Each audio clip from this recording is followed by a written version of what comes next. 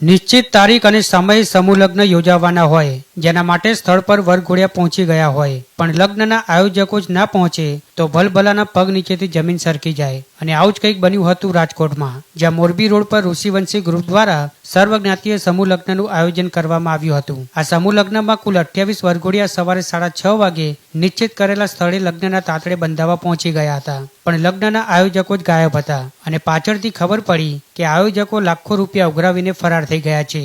આથી વર અને કન્યા પક્ષના લોકો રજડી પડ્યા હતા. છતાં શાસક પક્ષના કોઈ ધારાસભ્ય, પદાધિકારીઓ, મેયર, ચેરમેન કે ડેપ્યુટી મેયરે ઘટનાની નોંધ પણ ન લીધી. આમ લગ્ન માટે વરઘોડિયા તો આવી ગયા, પણ તેમના લગ્ન કરાવશે કોણ એ મોટો પ્રશ્ન હતો. બસ ત્યારે જ રાજકોટ પોલીસે માનવતા બતાવી અને ડીસીપી, એસીપી સહિતનો પોલીસ કાફલાએ ઘટના સ્થળે પહોંચી પરિસ્થિતિ સંભાળી લીધી હતી. એટલું જ નહીં, ડીસીપી અને એસીપીએ યુગલોને આશીર્વાદ પણ આપ્યા હતા. ત્યારે હાલ તો લગ્નના આયોજકો પર કન્યા પક્ષ અને વર પક્ષ એમ બંને પાસેથી 15,000 રૂપિયા ઉઘરાવ્યા હોવાનો આરોપ લગાવવામાં આવ્યો છે.